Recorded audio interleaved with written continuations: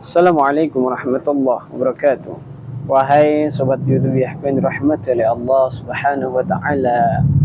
Kita kembali lagi ke segmen Cinta Rasul Muhammad Rasulullah sallallahu alaihi wasallam. Sebuah sulaman cerita yang tidak akan ada akhir. Sulaman sebuah cerita yang tidak akan pernah berakhir, walau secara jasad sudah tidak ada dan membersamai umat-umatnya, namun secara ruh, namun secara batin, namun secara nur Muhammad sallallahu alaihi wasallam, beliau tetap menemani kita, beliau tetap membersamai umat Muhammad sampai ila yaumil qiyamah. Keistimewaan Rasulullah tidak akan pernah tergerus oleh zaman. Cerita klasik yang romantik, bahkan cerita yang membuat semuanya akan terenyuh kepada diri seorang Rasulullah Muhammad SAW tidak akan ada habisnya.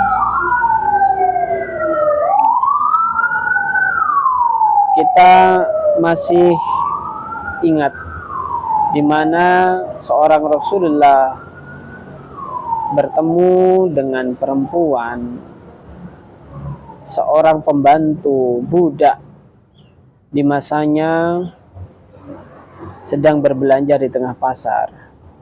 Namun syahdan,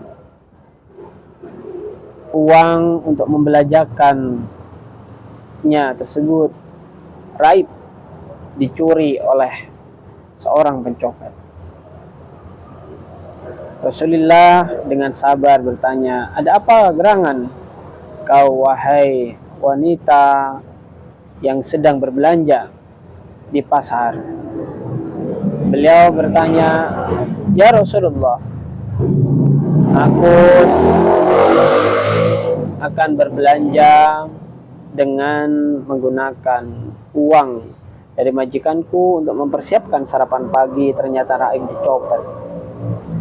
Ketika itu Nabi Muhammad SAW yang berasal dari pasar, ketika itu beliau juga akan berbelanja keperluan dapur, beliau juga berbelanja keperluan rumah tangganya dengan sukarela dan sukacita, memberikan uang belanja tersebut kepada si budak. Si budak wanita tersebut terenyuh dan terheran.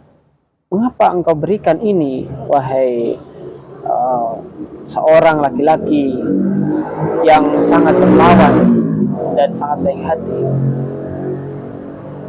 Kata Rasul, "Sudahlah, kau pakai saja uang ini untuk membelanjakan apa yang kau belanjakan pada tuanmu." Kemudian dengan tangan hampa Rasulullah SAW telah memberikan semuanya uang untuk dibelanjakan seyogyanya untuk keluarganya sendiri, namun diberikan kepada seorang budak. Seorang budak itu menangis terseduh-seduh. Selain terharu, juga ada problem lain yang akan dia sampaikan kepada Rasulullah. Rasulullah menjawab, "Ada apa gerangan engkau masih menangis terseduh-seduh, wahai budak?"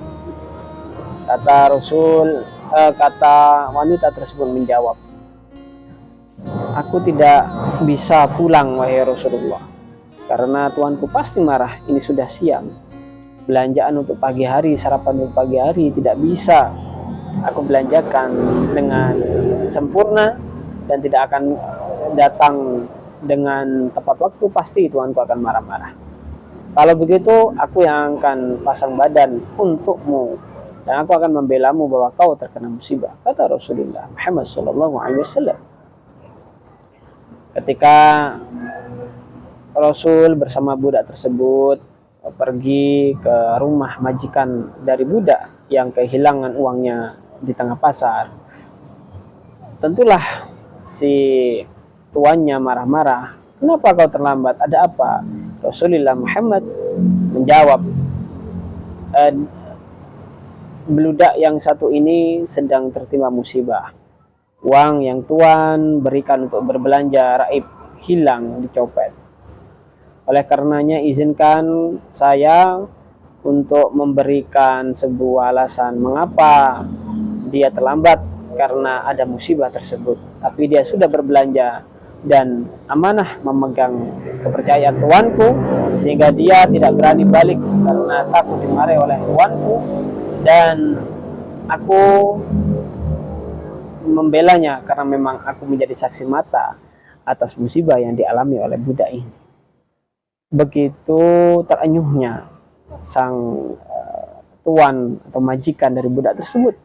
Akhirnya dia mengucapkan dua kalimat syahadat. Karena apa? Terheran-heran dengan seorang pemuda. Mohon maaf ya, di zamannya Rasulullah itu diutus di tengah-tengah umat masyarakat yang rusak moralnya.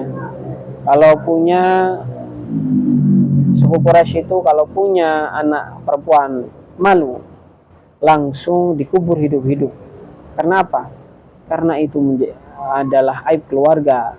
Kalau mempunyai anak laki-laki adalah kebanggaan, kalau wanita adalah aib, dan aib itu harus dihilangkan. Begitu dahsyatnya cobaan Rasulullah.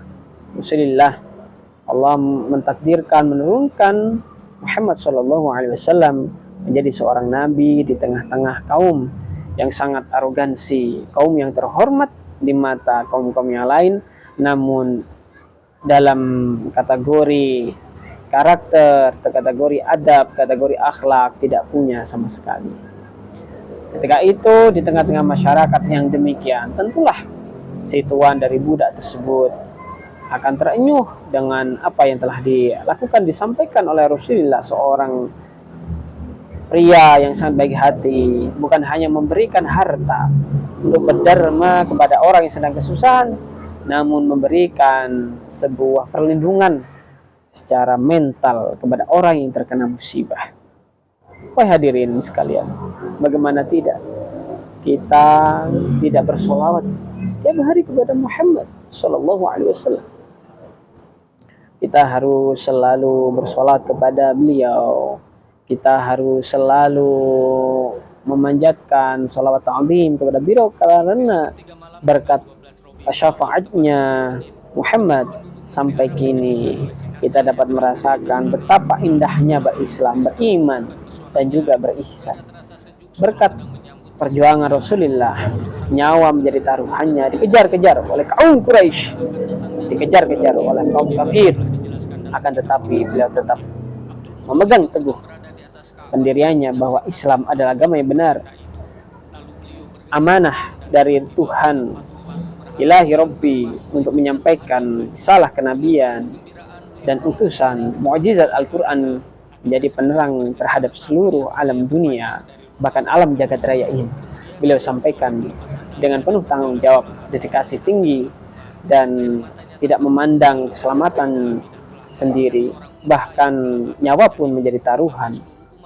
Cerita demikian menjadi sebuah inspirasi kepada kita semua bahwa tugas utama sebagai seorang manusia adalah makhluk sosial, membantu sesama makhluk, terutama sesama manusia. Tidak heran di dalam Islam ini Allah mewajibkan zakat bagi yang mampu. Allah mensunahkan muakkad berinfak sedekah bagi yang berlebih. Kenapa? Karena sirkulasi ekonomi harus terus berputar, bagaikan roda, bagaikan putaran jam yang tidak akan pernah lekang oleh zaman sampai ila yaumil qiyamah. Karena hidup harus terus berjalan, wahai kawan. Karena sanubari ini, iman ini harus diwujudkan dengan wujud sosial kepada sesama. Jangan hanya berpikir saya dan kita, namun berpikirlah kepada mereka dan kita semuanya.